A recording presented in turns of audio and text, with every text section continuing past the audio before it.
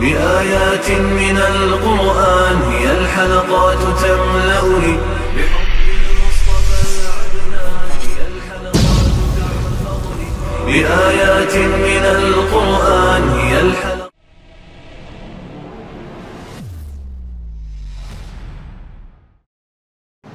سورۃ البقرہ آیت نمبر 51. اعوذ باللہ من الشیطان الرجیم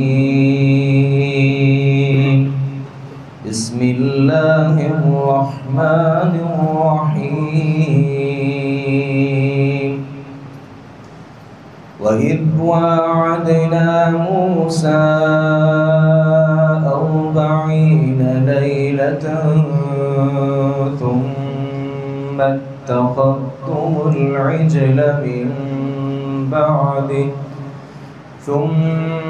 اتخذتم العجل من بعده وأنتم ظالمون ثم عفونا عنكم بعد ذلك لعلكم تشكرون. وإذ آتينا موسى الكتاب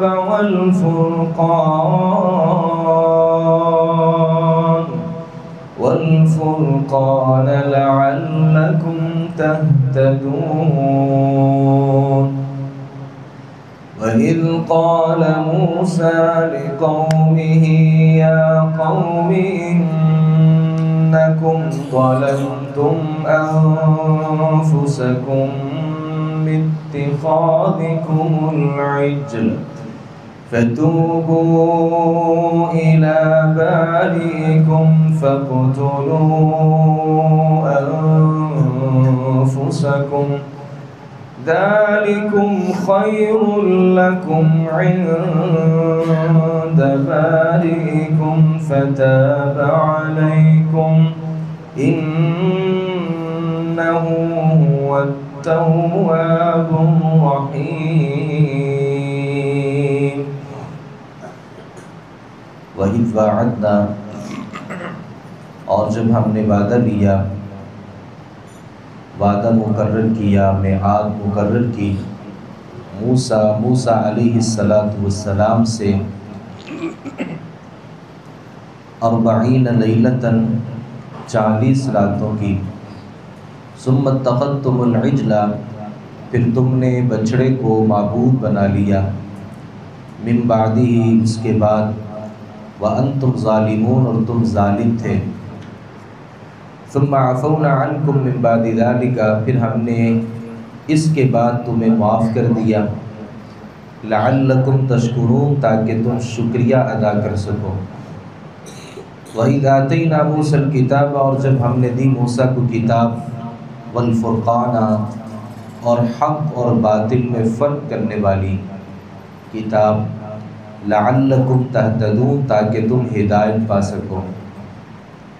وَإِذْ قَالَ مُوسَىٰ لِقَوْمِهِ، اور جب کہا موسیٰ علیہ السلام نے اپنی قوم سے، یا قوم، اے میری قوم، انکم ظلمتم انفسکم، بلا شبہ تم نے اپنی جانوں پر ظلم کیا ہے، باتخاذکم العجل، بچڑے کو معبود بنانے کی وجہ سے.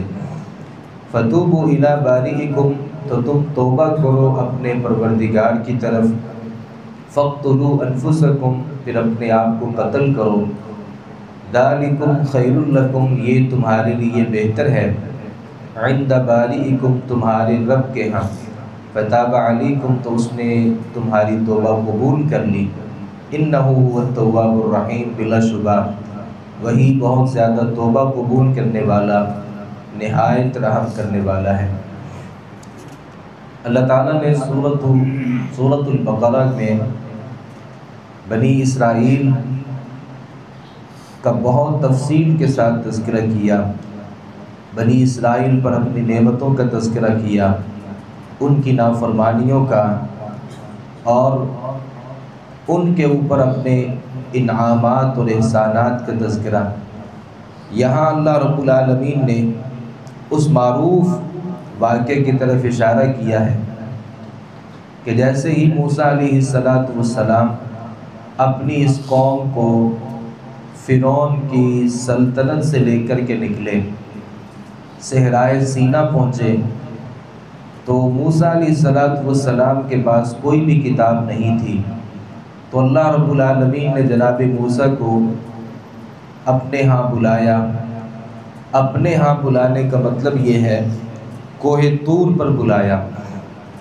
یہ 40 راتوں کا وقت تھا، اور ان 40 راتوں میں موسیٰ علیہ السلام نے اللہ رب العالمین کی بندگی کرنا تھی، اور اللہ رب العالمین نے جناب موسیٰ علیہ السلام کو کتاب دینی تھی۔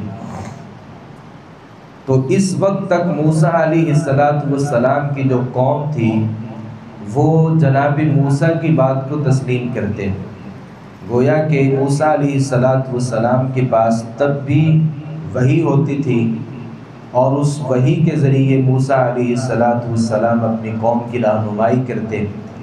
البتہ جو باقاعدہ طور پر تورات تھی وہ تب موسیٰ علیہ السلام کو نہیں ملی تھی۔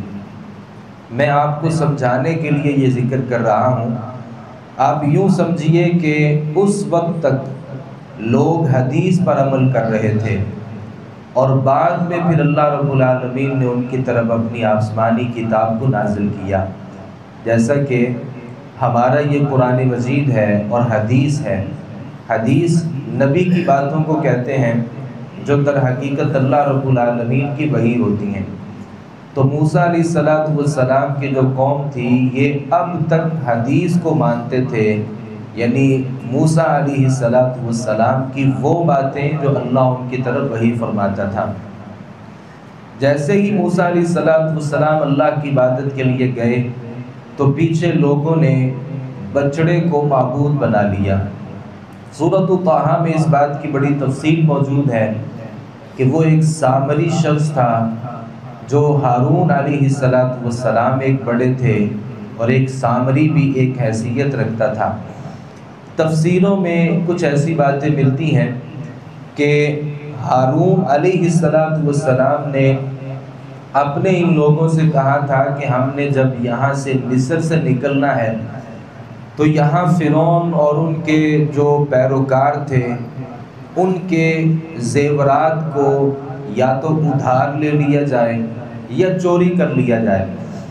اب یہ زیورات بہت زیادہ ہو چکے تھے، تو اس کی جو ذمہ داری تھی وہ ہارون علیہ السلام پر تھی یا سامری شخص پر تھی۔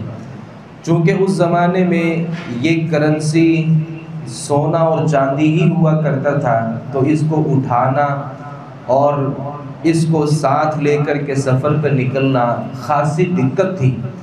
تو انہوں نے یہ سوچا کہ اس کو کسی ایک جگہ پہ پھینک دیتے ہیں، نتیجہ یہ نکلے گا کہ جو اس میں خالص سونا ہے اور جو خالص چاندی ہے وہ اس کو پگھلا کر کے الگ کر لیں گے، اور تاکہ اس کو کیری کرنا، اٹھانا، اپنے ساتھ لے جانا آسان رہے گا۔ تو سامری نے اس سے فائدہ اٹھایا۔ جیسے ہی اس سونے کو اور زیورات کو جب جلایا گیا اور خالص سونا جو تھا وہ الگ ہوا، تو اس نے اس کا ایک جسد بنا دیا، ایک گائے کی طرح ایک صورت بنا دی، لہو خوار، اور اس کو اس مہارت کے ساتھ بنایا اور اس کاریگری کے ساتھ بنایا کہ ایک جگہ سے اور ایک طرف سے ہوا بھرنے سے دوسری طرف جیسے نکلتی تھی تو اس کی ایک آواز ہوا کرتی تھی۔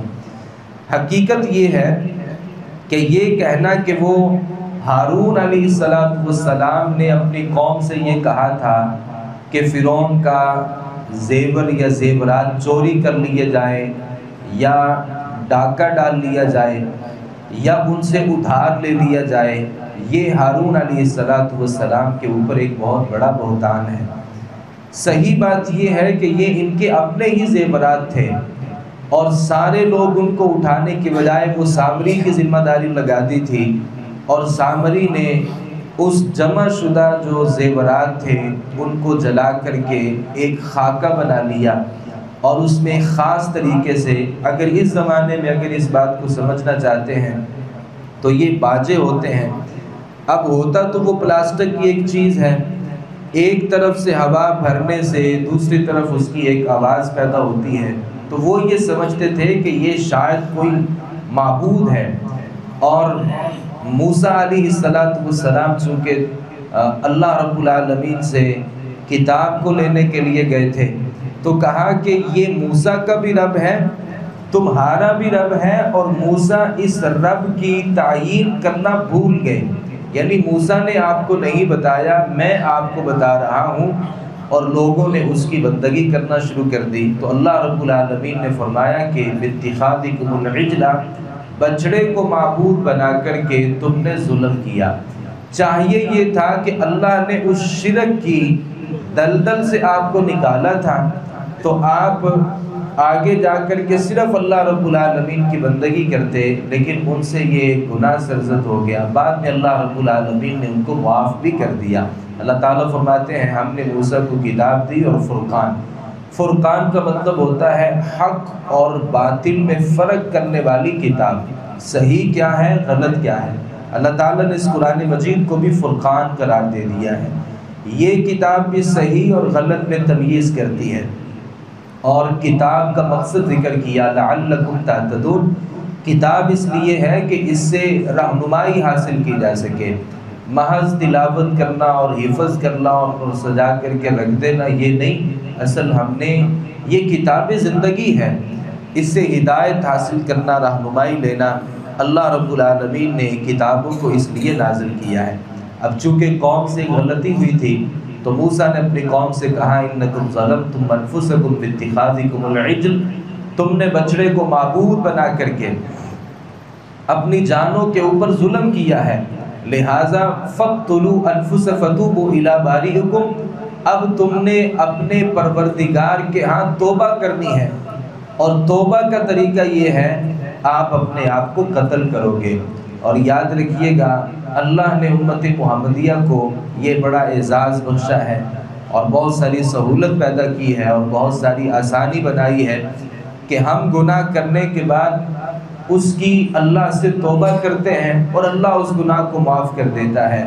لیکن یہاں توبہ کرنا یہ اپنے آپ کو قتل کرنا تھا، اور امام طبری رحمۃ اللہ علیہ نے سیدنا عبداللہ ابن عباس رضی اللہ عنہما سے اس روایت کو ذکر کیا ہے اور اس تفسیر کو بیان کیا ہے کہ ہوا یہ تھا کہ اللہ رب العالمین نے پھر رات قائم کر دی، اور اس رات میں ان تمام کے تمام لوگوں سے کہا گیا اب ایک دوسروں کو قتل کرو، اور یہ لوگ ایک دوسرے کو قتل کرتے رہے یہاں تک کہ پھر صبح ہو گئی، اور جتنے لوگ قتل ہوئے تھے اللہ رب العالمین نے ان کی توبہ قبول کر لی، اور جو قتل نہیں ہو سکے اللہ نے ان کی بھی توبہ قبول کر لی۔ اور سیدنا عبداللہ ابن عباس رضی اللہ عنہما بیان کرتے ہیں یہ تقریباً 70,000 لوگ تھے جو رات بھر قتل ہوئے، اور کچھ لوگوں کو اللہ رب العالمین نے بچا لیا۔ تو یہ توبہ کا طریقہ تھا۔ ہماری امت میں بھی جو آدمی ارتداد اختیار کرتا ہے، جو آدمی مرتد ہو جاتا ہے، دین اسلام کو چھوڑتا ہے، اس کی سزا بھی قتل ہے۔ نبی کریم صلی اللہ علیہ وسلم نے ارشاد فرمایا من بدل دینہ فاقتلوہ، جس بندے نے اپنے دین کو تبدیل کر لیا اس کو قتل کرو۔ البتہ جو آدمی شرک کر لیتا ہے، جو آدمی کوئی اور گناہ کر لیتا ہے، تو اس آدمی کے لیے جو قتل تھا پہلی امتوں میں اللہ رب العالمین نے اسے درگزر کر دیا ہے، معاف کر دیا ہے۔ اس آدمی کے لیے اتنا ہی ہے کہ وہ اللہ رب العالمین سے توبہ کر لے اور آئندہ گناہ نہ کرنے کا عزم اور پختہ عزم کر لے تو اللہ رب العالمین اسے معاف کر دیتے ہیں۔ البتہ وہ آدمی جو مسلمان ہے اور مسلمان ہونے کے بعد یا تو وہ اپنے دین کو چھوڑتا ہے، اس کی سزا بھی قتل ہے، یا شادی شدہ ہو کر کے وہ زنا کا ارتکاب کرتا ہے، ایسی صورت میں بھی اس آدمی کو رجم کیا جائے گا، یعنی قتل کیا جائے گا۔ بھلے اللہ رب العالمین سے یہ توبہ بھی کر لے، اس کے باوجود اس کو قتل کیا جائے گا، اور اس کا جو قتل ہے یہ اس کے گناہ کا کفارہ ہوگا۔ اگرچہ یہ 100 مرتبہ اللہ سے توبہ کر لے، وہ ایک الگ بات ہے کہ اس کا جو گناہ ہے وہ اس کا اعلان نہیں ہو سکا، لوگوں کو پتہ نہیں چل سکا اور عدالت میں اس کا مسئلہ جا نہیں سکا، یا یوں کہہ لیں کہ کوئی اسلامی ریاست نہیں تھی، یہ تو اپنے آپ کو پیش کرنا چاہتا تھا کہ مجھے رجم کیا جائے، لیکن کوئی اسلامی ریاست نہیں تھی۔ اب یہ بندہ اللہ سے توبہ کر لیتا ہے، اللہ کے ذمے ہے کہ اس کو معاف کرے یا قیامت کے دن اس کو اس کی سزا دے، اس آدمی کو بھی قتل کیا جائے گا۔ اور تیسرے نمبر پر وہ آدمی جو کسی کو قتل کر دیتا ہے، یعنی کسی مسلمان بھائی کو قتل کرتا ہے، تو نتیجے میں اس بندے کو قتل کیا جائے گا۔ یہ 3 قتل ہیں ہمارے دین اسلام میں، گناہ اور غلطی سرزد ہونے کے بعد یہ 3 قسم کے قتل کرنا جائز ہے۔ وگرنہ کوئی آدمی شرک کر لیتا ہے، جیسے کہ بنی اسرائیل میں تھا، لوگوں نے بچڑوں کو معبود بنایا اور اللہ نے ان کو اپنے آپ کو قتل کرنے کا حکم دیا۔